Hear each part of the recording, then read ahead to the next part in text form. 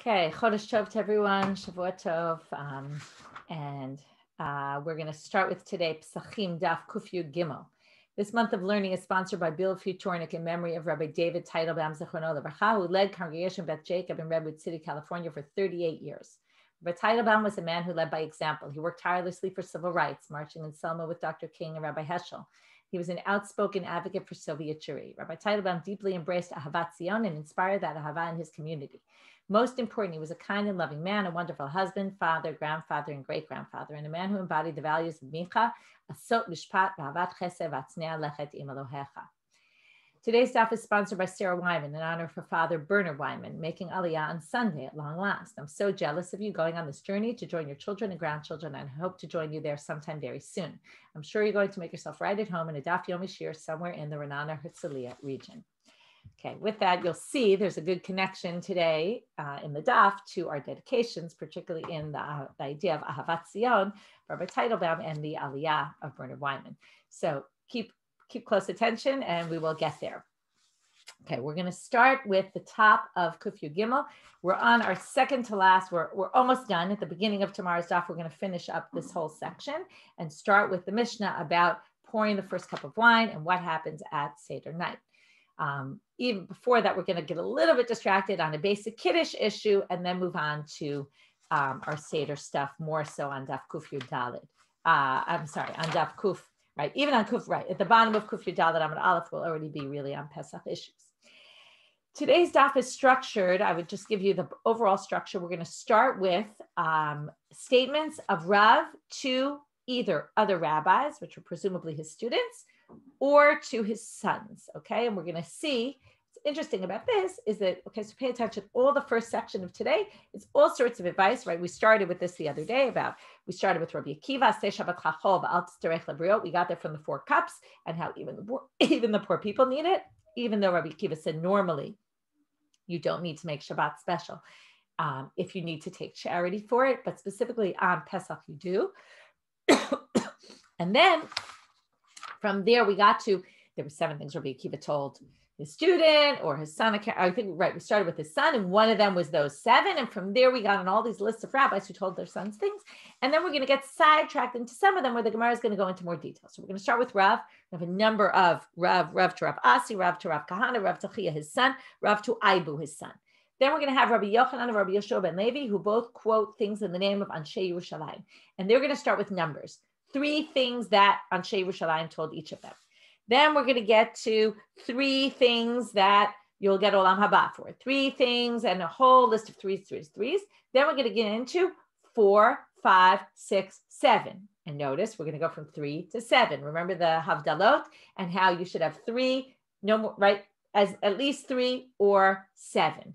So there's clearly, okay, I'm going to mention a number of connections between the content also and some of the things we're going to say today that connect back with things we already saw before. So again, there's a bit of literary connections, and we're going to see there's all sorts of different types of advice in today's stuff. So we'll start with the first thing Rav says to Rav Asi, and as I pointed out before, just pay attention. Each person he speaks to about different things, and it could be, right, he saw each person as an individual. It wasn't like, these are my advice that I tell everybody. No, you need advice about this type of thing, and you need advice about that type of thing. And again, you see how the rabbis saw themselves as knowing everything: financial advice, marital advice, health advice, etc. So here goes. Amalei Rav LeRav Asi. Lo tadur b'mata de lo tzanif bas susya v'lo navach ba kalba. This connects to the last statement we saw. If you remember, there was her name was Igrat bat Machlat, right? The evil spirit. So, or the shade. So she, the demon. So she, it said, how do we find her in inhabited areas when already she was forbidden to go to inhabited areas? And they said because sometimes her horses would run away and all the people with them, their horses would run away. They would have to go get them. So now we were talking about horses. So now Rav says to Rav Asi, don't live in a city where you don't hear the neighing of horses or the barking of dogs. Why is that? Here, the topic of Rav to Rav Asi is going to be about how to live in a protected city. Okay, we all know I was walking on Shabbat and I saw a sign outside a house, dog barking, right? That watch out for the thieves to watch out, don't come in here, right? It's very common that people have dogs in order to protect. It's interesting because the Gemara is usually negative about dogs, but here, right, like everything, yes, some people are negative about dogs, but they also saw the value in them. And don't live in a city where the head of the city is, right, the mayor is a doctor, because doctors are very busy with things that they're busy with, just like we saw about Talmidei Chachamim. Also, they were busy, and I'll already say here, as is going to be common for many of the statements made in today's daf, there's many different interpretations of them. Some people say, Asi, he's talking to Asi, and he's saying, don't have someone like yourself as the head of a city, because you're a Talmid Chacham and you sit and learn, and then it goes back to what we said before, the politicians, right? You shouldn't have Talmidei Chachamim get involved in politics, right? It's not their thing, and they're busy learning, and they're not busy running the city. So again, we have some political, what kind of city do you want to live in? You want a city that has a good leader at the head who's taking care of the city and isn't busy with other things. So whether it's doctor or whether it's a Talmid Chacham, different options. Below Tansiv Tarte, and don't marry two women. Even though it was permitted to marry two women in those days, the rabbis did discourage it. And in fact, it seems like it wasn't really very common in those days. I've seen people who do research try to prove from different Gemaras that it wasn't so common. This one, you're kind of liking the way it's going in the beginning, but it takes an interesting twist in 1 second. So don't marry two women. And the concern is that the two women might conspire against you. But if you did marry two, well, nasiv tlat, you should marry a third. Okay, why a third? Because the idea is that the third one, if the two conspire, then you'll bring a third one in. She'll tell you about what the other two women are conspiring about, and she'll protect you. So interesting about, better to marry three. It sounds like this idea about pairs, right? Also the dangers of pairs. And yes, and like the three litigants, but there it was actually worse. Three, we assumed they worked together. Here, and maybe because if you already married two, they've already got this relationship. When the third comes in, we all know what it's like when you go into a situation, two people are already friends. It's not always so easy to break in. So she'll probably come in as the more jealous type and see their relationship. And then she'll basically talk to the husband about what they're conspiring against him. Okay. Amrle Rav LeRav Kahana. So now that was Rav Asi. So that was more, I would say, protection is the topic there. Protection of different types. Right, city and also in marital relations. You can flip over a nivela, a dead carcass, even though you'll become impure from it. Better to do that than to flip over your words. So again, different interpretations. I'll go with one that means don't say you're going to do something and then don't fulfill it, right? That means to flip your words, to basically not be true to your words. That's the most important thing. Pishot nevel to beshuka, if he's already talking about nevela, carcass, you should flay the hide of a nevela in the shuk, even though it's kind of disgusting job. Ushkol igra, but you'll make a living doing this. Velotema, and don't say kahana ana v'gavaraba ana v'sanya be milta. Don't say I'm above this. This is beneath me to do this kind of work, right? Say I'm a kahana. Some people say, right, he means because you're kahana, like Rav Kahana. Some people say don't say I'm a kohen, right? And for priests, this is an appropriate job to do. So either which way you explain it, Gavra Rabba, and I'm an important person. And Sanya Be Milta, Sanya is with the Samach here, but it's the same as with the Sim, and this is something that's hated by me. In other words, I won't demean myself to do this. But look, if you need a job, take any job, even if it might be that some of the work for you is demeaning. Better to have a salary and be a self-respecting person. Salak le'igra sherutech bahadach. If you go up to the attic, take with you food. Okay, this reminds me, I've mentioned this one a few times where we went on a long trip and my brother-in-law took us to the airport, and on the way, he said to us, listen, the main thing I'm going to give you, the main piece of advice is wherever you go, make sure you have food. Okay, keep the kids eating, because otherwise, right, if they're hungry, you're going to end up in trouble, right? They're going to complain all the time.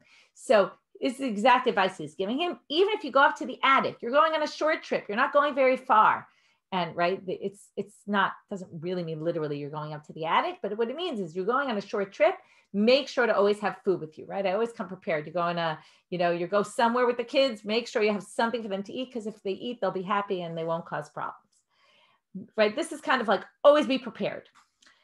If they're selling 100 gourds for a zuz, which is a very cheap price, tote knafech nihave. Okay, many different interpretations of what this means. I'll give you a few of them.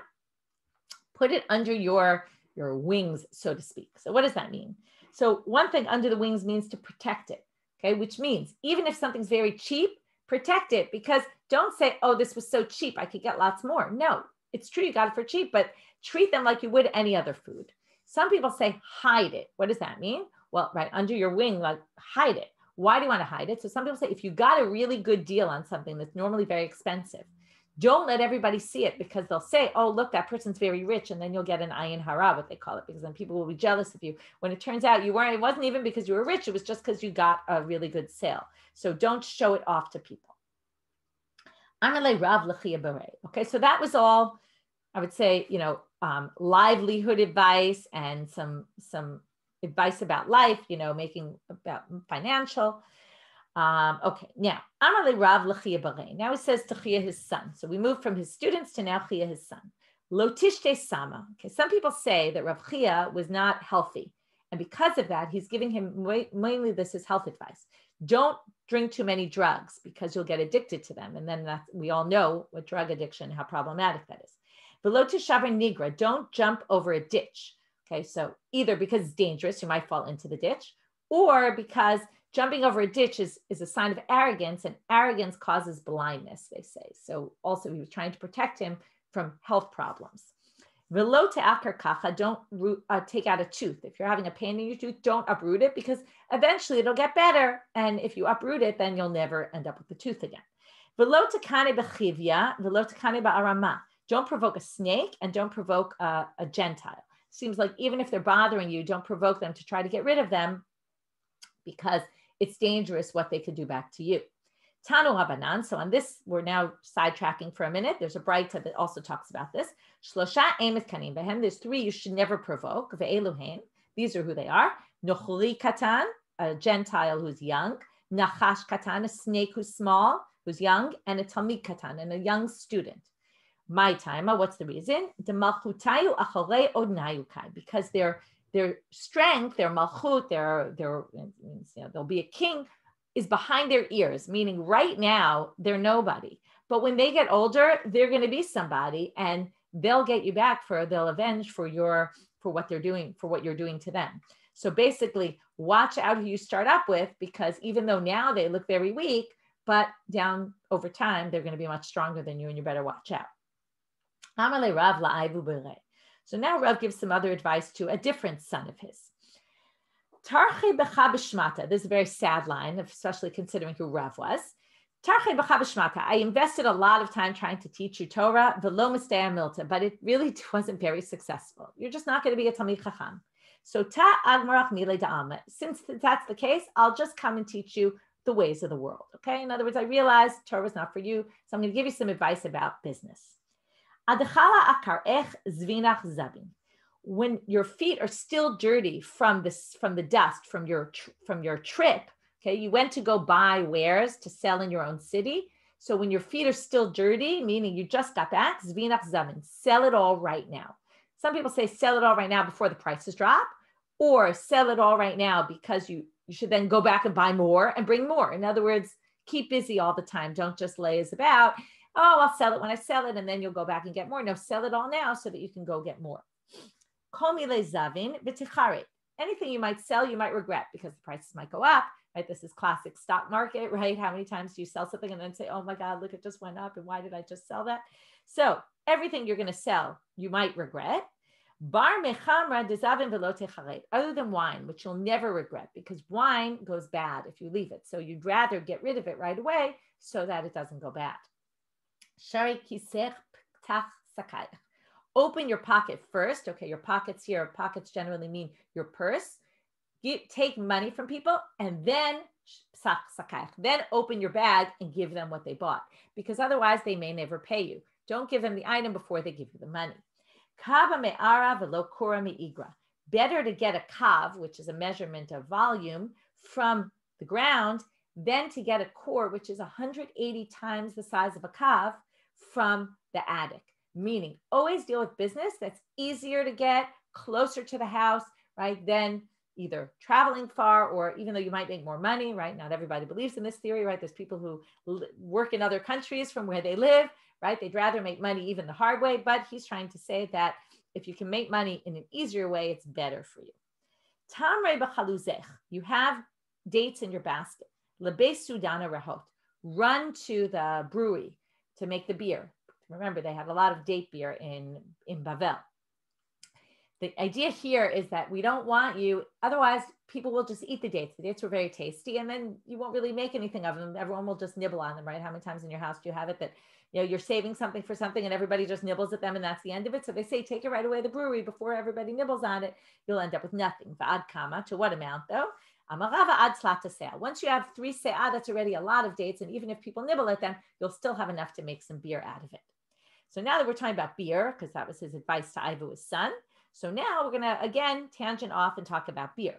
And this connects, obviously, to we talked about beer. Can you use beer for Kiddush or Havdalah? So there's a connection here to what we were learning.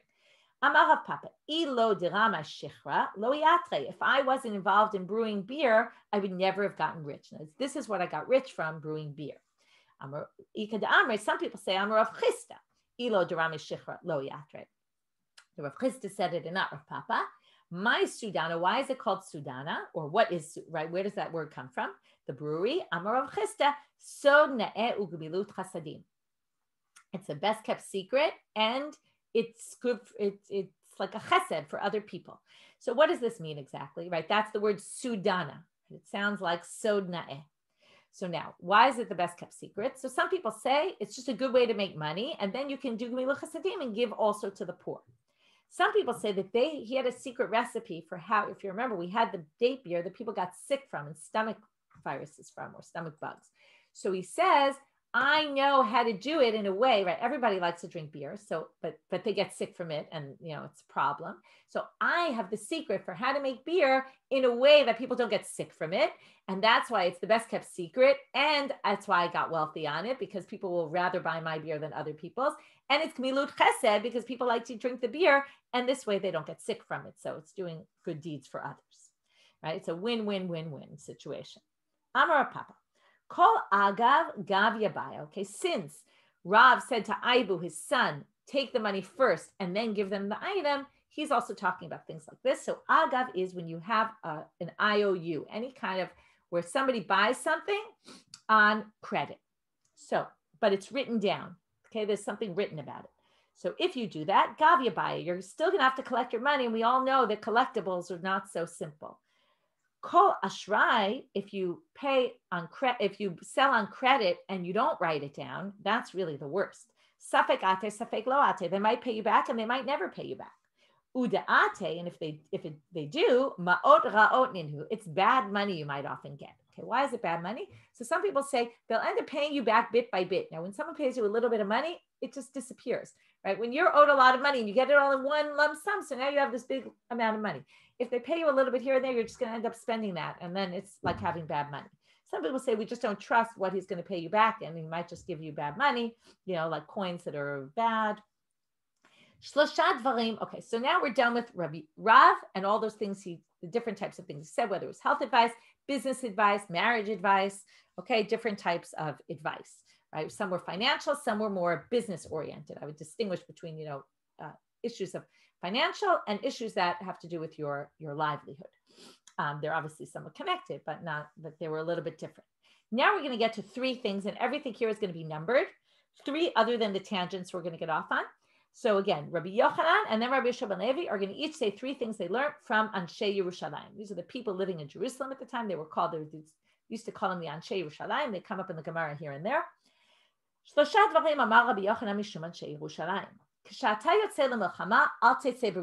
is a very difficult one. When you go out to war, don't be the first to go. Why? So that if you have to run away, you'll be the first to get back into the city. This is obviously problematic. So who's going to be first? Right? If he's telling everyone to be last. And what about, some people say this isn't a mechemet mitzvah. This is what we call a mechemet reshut. If you just get involved in some war, maybe he's trying to say, don't get too involved in war. And if you do, well, especially wars that are silly. Sometimes there's wars that are for purpose. Sometimes there are wars that are silly, and don't get yourself too involved. This is exactly where we started with Rabbi Akiva. Right? You shouldn't take tzedakah to have a special food on Shabbat. You should just make your Shabbat regular. This is also something we saw. You should go with the winning horse, right? Someone's doing successful in business, you should go into business with them. So here's Rabbi Yeshua ben Levi who says, don't get involved in a shameful act in public because of an act that happened. What's that act? David and Bathsheba, which was very humiliating, public, and known to everybody. So I guess it's saying if you're going to do it in secret, but not really do it at all. But definitely don't do it in public. That's really embarrassing. This is a difficult one. If your daughter gets old, okay, now what does it mean old? So it could be, in those days, it meant if she was 12 and 6 months already, okay, she was already beyond her prime and looks like she's not going to get married. She kind of, is already too old. So marry her off to your servant. Now you can't marry your Evet Knani. Now remember, what do you have to do? You have to free him first. And you're not supposed to free your slaves. But if it's for this purpose, it's okay to do it because otherwise your daughter won't get married. Now it could be, they don't really mean literally 12 and 6 months. Could be they mean, right, once she's at an age where you see she's just not getting married and no one's marrying her, then find her someone to marry and, take one of your slaves who really has no choice in the matter, free him and have him marry your daughter. Again, you can only understand this statement in light of the days that they were living in and harder to understand nowadays. But again, a woman who couldn't get married, it was pretty tough for her. Another strange one. Watch out for your wife and her first son-in-law. Okay, there seems to be this connection between mothers-in-laws and their first son-in-law. Okay, I don't know. You could check in your family and see if this is true. I don't know so much about this, but my taima, Rav Chisda amar mishum erva. Okay, Rav Chisda is worried about that they're going to sleep together, that she has a special liking to him, and she might end up sleeping with him. Rav Kahana amar mishum mamon. She might give him all her money, like she'll spend the money of the household on him, and then there'll be no money left. V'havaha itnu. Okay, both of these are potentially true. Amar Rabbi Yochanan. Okay, we're back to Rabbi Yochanan, and again, number three things. Losham minochlei ha'olam haba. There are three people who get olam haba. Who are these? Elohim. Hadar be'eretz Yisrael. I told you at the dedication, we get to this. Someone who lives in Israel will get olam haba. So good that you made aliyah, Bernard Wyman. Okay. V'hamagadel banav l'talmud Torah. And one who raises his children to learn Torah. V'hamavdil ala yayin b'motzei Shabbatot. And someone who makes havdalah on wine on motzei Shabbat. Now this seems strange, right? Don't most people make havdalah on wine, or at least havdalah, right? Do we mean specifically wine? So we do mean specifically wine. And Ma'hi, the Gemara asks, why is this something so special? So first of all, it could be because people were using other things other than wine, and he wanted to say specifically use wine. But the Gemara explains this as saying to Mishayr mikidusha la'avdalta. If you don't have a lot of wine and you save, so it's only time that someone who's poor doesn't have a lot of wine, you save your wine from kiddush to havdalah. In other words, you use just a little bit, but you save the rest so that you'll have wine also for havdalah. Kind of what we say about looking toward the future, right? And not just living in the moment. I don't have to worry about havdalah. I'm in kiddush now. But who realizes the havdalah, and you might say also kiddush maybe is more important, but who understands the havdalah is just as important as kiddush, and therefore saves some wine also for havdalah. Amar Rabbi Yochanan, Shlosha machriz alehem hakadosh baruch hu b'chol yom. There's three people that God announces about every day, which means God is impressed with these people. What is that? Al ravak hadar bekrach ve'eno chotei, a bachelor who's living in the city and doesn't sin. Va'al ani hamachzir aveda leba'aleha. A poor person finds something on the street and instead of keeping it, actually return it, even though they could really use it. Va'al ashir hamaser perotav b'tzina. Someone wealthy who gives tzedakah in tzniut, right, in secret. This we also always say. It's the best stuck is to give secretly, not to have people know, oh, I gave all this money for charity. So going back to the first one about the bachelor, we get a story. Rav Safra, Ravak Hadar b'krachava. He was a bachelor who lived in the city. Tane Tana Kameh de Rava, the Rav Safra. So somebody taught this into Rava and Rav Safra. So Rav Safra hears this. Tzavu Panav de Rav Safra. He got all happy and said, oh, wow, I'm one of those people that God is talking about every day because I'm a bachelor and I'm pretty straight, and I live in the city. I don't sin. I don't sleep with other women. Amarlo Rava. So Rava says to him, who do you think you are? Lav ki gomav, not like you. You sit in the Beit Midrash all day. What do you think? You're not with women. You don't have any desire. You're sitting here in the Beit Midrash. That's not a big chokhmah to stay away from women. But Ella ki gom Rav Chanina v'Rav Shaina. This is very interesting. I see people are writing, aren't we supposed to get married, right? Isn't it? So yes, it's true. So this a few things in this are going to appear a little bit strange. Number one, you should be getting married. But the point is, if you haven't gotten married and you're still not sinning, that's very commendable. But he says, it's not people like you who are sitting in the Beit Midrash. It's people like Rav Chanina and Rav Ashaya. Now, this is going to be even interesting. Dehavu ushchafe ba'arad Yisrael. They're shoemakers in Israel. Vavuyatve b'shuka dezonot. Remember, they're living in Babylonia. They're talking about these people that they know somehow. It was known about them. And obviously, their name got far and wide. They worked in the shuk of the prostitutes, okay, in the marketplace where prostitutes came. They would make shoes for prostitutes and they would give it to them. So the prostitutes would come looking at them, I guess eyeing them. But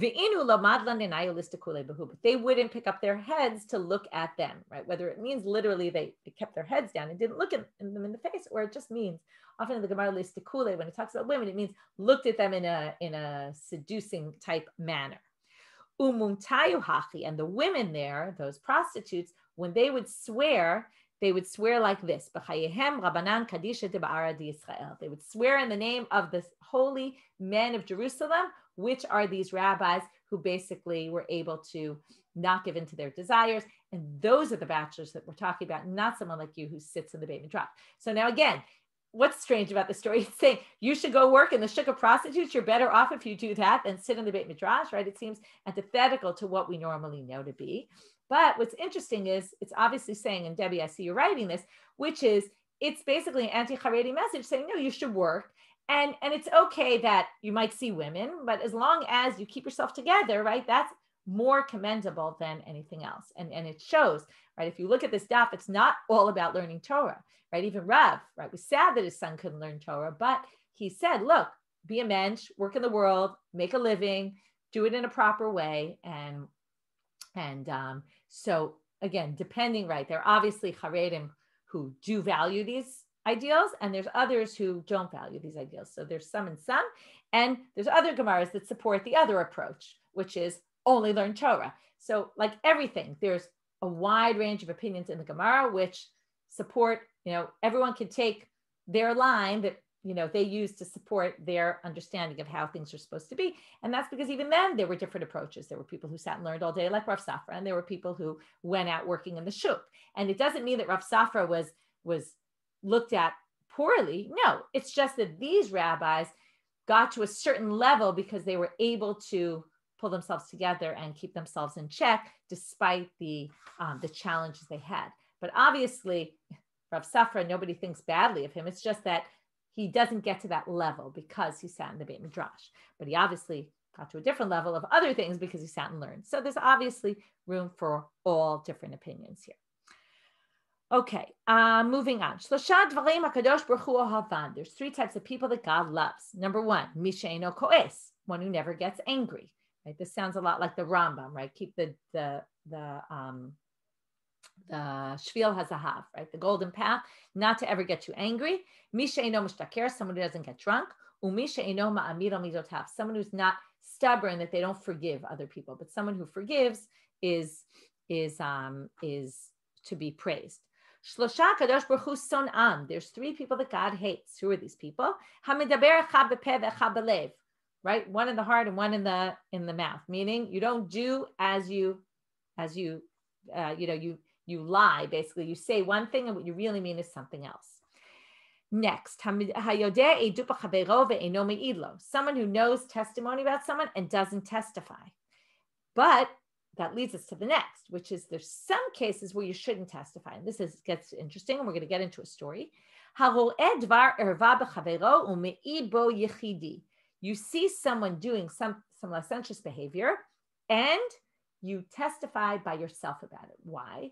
Because there's this idea that if you testify, they're not going to accept testimony in court unless you have two witnesses. Now, if it's Dvar Erva, normally it's done secretly. And if you happen to know about it, you're probably the only one who knows about it, and no one else is going to come along with you, which means that by doing that, all you're doing is really shaming someone without any real evidence. In other words, you have evidence, but your evidence is inadmissible in court. So you've done nothing except for just shame their name. People will think badly of them. So here we're going to have a story. He had the Tuvia Chatan. Tuvia sinned. Va'ata zigud. Zigud is someone's name. Lichude. He came by himself. Va'asibe kamei de Rav Papa. And he testified in front of Rav Papa about what Tuvia did. Nagde lezigud. So what did Rav Papa do? He gives lashes to zigud. Okay, the person who testified. So Amarle, Zigud says to him, Tuvia chatav zigud mangid? He sinned and I'm getting punished? Amarle, he says, yes. Dichtiv, as it says, lo yakum edecha beish. It says, one person will not stand up in front of another. Now, the context of that pasuk is really apishnai, right? It's basically saying, well, we don't accept testimony of one. We only accept 2 or 3. But he's reading it as, don't get up and testify if you're only one. Okay, and you testified by yourself. Shame Rabba Alma Kamafik Bey. All you did was give him a bad name, and that's not appropriate, right? And this is all about shaming, right? We all know about this nowadays. We're talking about, other people, and shaming them is very, on the one hand, dangerous. On the other hand, right, maybe necessary in some cases, right? So it depends how much evidence you have. Amar Bishmo Bar Yitzchak Amarav Mutar Lisanoto. You can even hate this person. Okay, now you're allowed, if you're, let's say, Zigud, and you see Tuvia doing something, so you can't testify about him, but you can hate him. Okay, we're going to talk about what this means to hate. So they're going to learn from this verse that you can hate someone who you saw do something inappropriate. So it says here, if you see your friend's donkey struggling under a burden, right, you're supposed to help, even though it's someone you hate. So now, my soneh, what does it mean here? Someone you hate. So if you're talking about a Gentile who you hate, so that we already learned that, right, in those days, especially when the Gentiles were out in certain of places they were living, the Gentiles were trying to kill them often. So, or sometimes, right? So therefore their attitude toward Gentiles was quite different. So if you're talking about that, Hatanya, soneh shamru soneh Israel v'lo soneh nochri. They already learned that this soneh is talking about a Jewish person and not a Gentile. Ela pshita soneh Israel. So it must be a Jewish person. But now, umishari lemisane, you can't hate a Jewish person. Haktiv lo tisnat achicha belvavecha. Says in the Torah, you can't hate your brother in your heart. You're not allowed to feel hatred towards someone. Obviously, it's a little tricky because hatred is often a feeling, right? But you're supposed to get over feeling like you hate anybody. And Eladi Kasade David Isur, the only person you're allowed to hate is someone who did something terrible. So if there's witnesses that he did something terrible, well then Kule Alma Nami Masane Sanela. Everyone is allowed to hate the person in that case. So then this isn't, we're looking for Son Echa. Son Echa means someone you hate. It has to be someone only you hate and not anybody else. And we'll get to why you're allowed to hate people who do bad things. We'll get to that soon. So Maishnahai, so what's the difference in this case? Elalav ki hagavna dechazi be'iu dvar erva, right? It's when you saw that person do dvar erva, it must be, that's the case where he's someone you hate, even though other people don't necessarily hate him. Rav Nachman bar Yitzchak amar mitzvah lesanoto. Not only that, he says it's a mitzvah to hate him. Shenema, how do we know? And here we get to why you're allowed to hate this person. Yirat Hashem. It should be son. One second. Yirat Hashem sinot ra. Okay, it's a pasuk from Mishlei. So those who fear God hate evil, and then we associate someone who's doing something evil with evil, and therefore you can hate someone who is involved in evil misdoings. Right? This reminds us of, people nowadays who take advantage. By the way, I knew I wanted to mention something. Now I remember what I wanted to mention. Okay, I'm glad it connected for me. When I was on the part about the Talmid Katan, about a young student and how you should avoid, starting up with a young student, it reminds me of what this is. This is about, you can think about people who abuse their power as teachers, and whether it's inappropriate sexual behavior, all sorts of things where we see men, women, teachers, right, who take advantage of children. They think, oh, children, they won't say anything, they won't do anything. And here they're warning you, don't do that because the children will grow up. And this is what we see happening. People many years later, their students come up and they stand up against them and they say all the terrible things that they did. So you have to be very cautious about that. And here we see about the other aspect of it, which is you're allowed to actually hate people who were involved in these kind of inappropriate behaviors. So there you have very relevant things that go on in our day and in previous generations that people are just much more aware of now. Amar Rav Acha berei de Rava le Rav Ashi. So Rav Acha, the son of Rava, says to Rav Ashi, Ma'u lemeimra le Rabbi lemisniye. Now, what if you know something and you're the only one who knows it? Are you allowed to tell your rabbi about it so that he can also hate this person and understand, right? We all know situations like this where you know something about someone. Are you allowed? Is it lashon hara? Right? Is it inappropriate? Are you creating a bad name? When it's true, it's inadmissible in court, but you know it to be 100% true. And maybe your rabbi trusts you. So maybe you can tell your rabbi and then your rabbi will understand that this person is in no good nick. So Amarle, if you know that your rabbi will trust you the way he would trust two witnesses, again, we're not talking about punishing the person, but we're talking about just for the fact that the rabbi can understand that this person is a really bad person and can hate him, which is so interesting to think about, right? You're allowed to hate him, what this means exactly. Anyway, it's food for thought. So if he will believe you, then you can. V'ilo lo le'male. But if you don't think he'll believe you, like two, and he won't necessarily know if you're telling him the truth, then you can't tell him. It's obviously a good question, how you're going to know whether he'll really trust you or not. You know, maybe you would, maybe you wouldn't. So then this is basically, it's a very interesting section in terms of be careful what you tell people, because if they're not going to accept it from you, then you're basically talking lashon hara. Like it's a fine line always between trying to protect and trying to so people know what's going on and also bordering on lashon hara, and that there's no practical relevance that's going to come out of this. So therefore, don't do it. Don't say it. Okay, Tanu Rabbanan. We're continuing with 3. Shlosha son'im ze et ze. Oh, sorry, I skipped. Shlosha chayehem einam chayim. Okay, there's 3 people whose lives are not lives. What is this? Rachmanim. If you're too compassionate, right? Overly compassionate is not good. Haratchanim. You get angry all the time. Ve'anine hadad. And ones who are what we call an istinis. Okay, a little too gentle, particular. But Amarav Yosef. Kulu itnihubi. He says, I'm all of these people in one. I've got all these issues. Some people say because he was blind, Rav Yosef was blind, and because of that, maybe he had all these issues. Tanu Rabbanan, Shlosha son'im ze et ze. There's 3 people who hate each other, or 3 categories of people who hate each other. And here really it's because they're competitive. Eluhen, also you might relate to some of these. Haklavim, dogs. Hatarnagolim, chickens or roosters. Ve'chabarim. Okay, so what are chabarim? A few different interpretations that are interesting. One is the Persian magicians, a chabal. Okay, chover chaver. That's a Persian magician. So they're always in competition with each other. Another option is chavar, like chaverim, chabura, to get together. This reminds us of the chaburot of Pesach. So people who get together to do bad things, they often end up, right, they're fighting with each other. Or like who's going to rule? It could be politics, right? We know. Okay, take Israel. We're about to go into elections, and we all know how much inner fighting there is within each party, right? And how much people hate each other within the parties, right? How many times do people split off from a party and make their own party? And another that's very relevant is business partners. Business partners, we all know many situations. I'm sure all of us know situations where people were in business together and got into a huge fight and now hate each other. So those are people who hate each other. Tanu Rabbanan. Oh, sorry, I skipped. Ve'yesh omrim af hazonot. Some people say also prostitutes are competing with each other. Ve'yesh omrim. Get ready for this one. Af talmidei chachamim shebebavel. The Babylonian scholars, we know they're always fighting with each other also, and there's a lot of competition, and this isn't a good thing. Right? This is where the students of Rabbi Akiva come up during Surat HaOmer and how much they fought with each other. Tanu Rabbanan. There's a lot of talk in the Bavli of they're self-critical of what's going on in their Beit Midrash.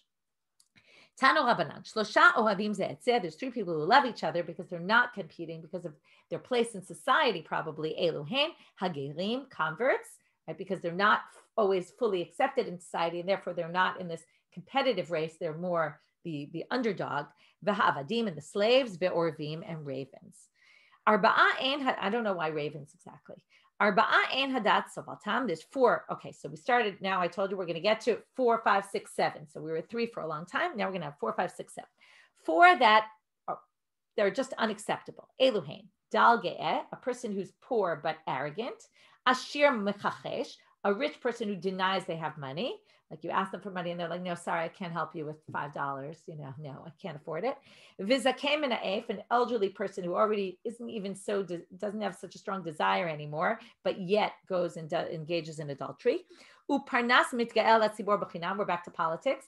A leader who puts himself in charge of people for no reason, meaning he doesn't really do anything. He just claims I'm in charge of people.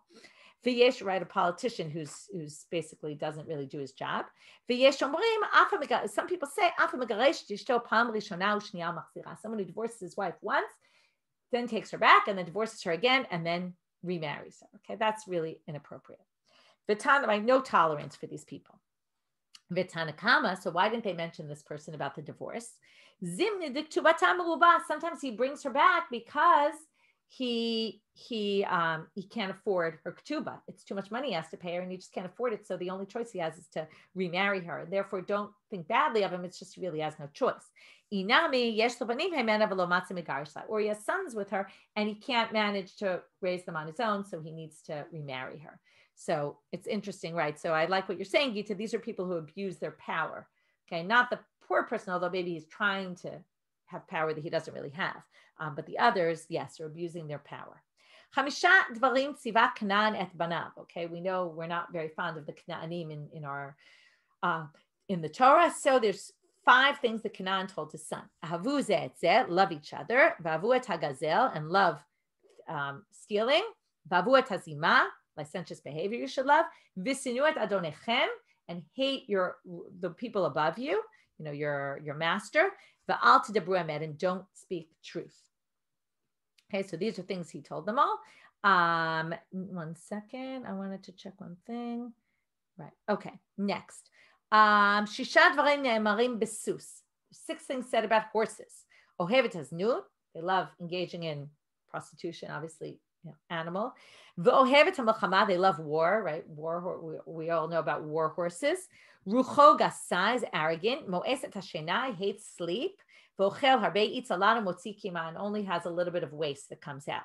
V'yesh omrim af mevakesh laharog ba'alav b'milchama. They even basically are traitors against their owners in a war and could kill their owners. Shiv'a, we're now up to 7. Minudin lashamayim, who are basically excommunicated from heaven. Ve'eluhen, Yehudi she'en lo isha. This is what we talked about before, right? On the one hand, we have the bachelor who is praised, but someone who doesn't have a wife is, as people said before, right? That's not viewed as a good thing because there's always concern they'll engage in other behavior. V'sheyesh lo isha ve'en lo banim, he has a wife but no sons, right? Obviously, this is not those who can't; it's those who could and don't. Umi sheyesh lo banim ve'en megadlan letalmud Torah, one who has sons but doesn't rear them to be Talmud scholars. Umi she'en lo tefillin berosho, tefillin bezro'o v'tzitzit bebigdo mezuzah bepitcho. If you don't have tefillin, you don't have tefillin on your head, tefillin on your arms, tzitzit on your clothes, and mezuzah in your entryway. Ein lo banim, yeah, I said sons, it's just literally sons. It could mean daughters also, I assume. Even though sons, we always see in the Gemara, are considered the much more, what's the word? They were much more desired than daughters, but I assume it means children. Hamonea min alav meraglav.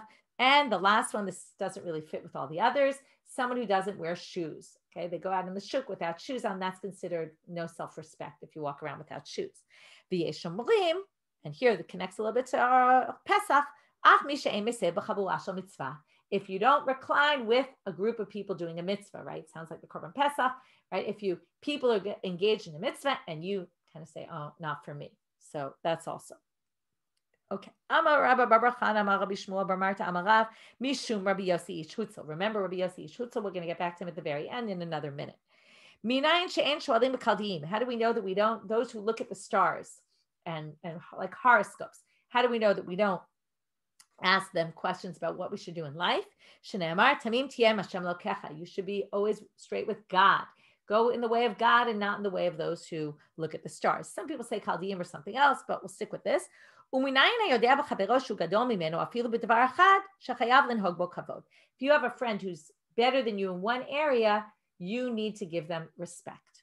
How do we know this? From Daniel Shenemar, Kol Kaval Diruach Yete Rabbi, Umalka Asit Lahakamota Al Kol Malchuta. The king Daryavish saw that Daniel had this Ruach Yetera, this extra spirit in him. He saw he had something unique about him, and he put him in charge of the whole kingdom. So here you see that you're supposed to respect people who have something additional that you don't have. Vayoshevet Adam Tahor Asura L'Shamesh. This is our last halacha for today. One who finishes her days of bleeding that are considered dam tohar. If you remember, when a woman gives birth, 7 days if she gives birth to a boy, 14 days if she gives birth to a girl, that's regular blood of a yoledet. She can't be with her husband. After that, the next 33 for a boy and the next 66 for a girl, so getting up to 40 altogether for a boy, 80 altogether for a girl. Those are called dam tohar. Okay, from day 8 or day 15 until the end is dam tohar, which means she's allowed to have relations with her husband. She just can't go to the temple and bring sacrifices. That's why she only brings her sacrifice of the yoledet after all those days are over. What's the problem? The problem is that when she finishes her dam tohar, the next day, if she bleeds, it'll be dam nida and it'll be problematic blood. So how does she know? Like, who can remember exactly what day? So therefore, they said she has to separate from her husband right at the end of that 80th day or the 40th day. She has to separate from her husband. And Amarav, ad kama, Amarav, ona. One time period, either a day, a whole day, 24 hours, or some people say 12 hours, like either a day or a night. She has to not engage in relations so that she remembers that, oh, starting now, I'm starting something new, right? And now it could be potential nida. Last part of today's daf, we mentioned Yosef Ish Hutzel, and now the Gemara is telling us, Tanu hu Yosef Ish Hutzel, hu Yosef HaBavli. He's known by many different names. He's also called Yosef the Babylonian, hu Isi ben Gor Aryeh, another name for him, hu Isi ben Yehuda, hu Isi ben Gamliel, hu Isi ben Mahalalel. He had all these names. Umashmo, what's his real name? Isi ben Akav Yishmo. Why are they telling us this? Remember we had this before? That in case he contradicts himself, we had it with Gidul. Who is he? So that you'll know to question, oh, doesn't he say this somewhere else? Or also you'll know to say something in the right person's name, so you'll know what his name is. Amar Rabbi Yitzchak ben Tavla, who Rabbi Yitzchak ben Chakla. Okay, now, sorry, who Rabbi Yitzchak ben Tavla, who Rabbi Yitzchak ben Chakla. They're now just mentioning someone else who also goes by many names. Who Rabbi Yitzchak ben Ilah, who Rabbi Yitzchak ben Acha Dishmata, who Rabbi Yitzchak ben Pinchas Agadita. Okay, the Simanech, I'm not sure what the Simanech is, I didn't look this up yet, but Shimuna Achai Filchei, I'm not sure, I think that's the upcoming, I don't know, I'll get to that tomorrow. But anyway, he also is known by many different names. And with that, we end for today. So as I said, tomorrow we will get back to our Pesach in a few lines and have a Chodesh Tov, Shavua Tov, and have a great day.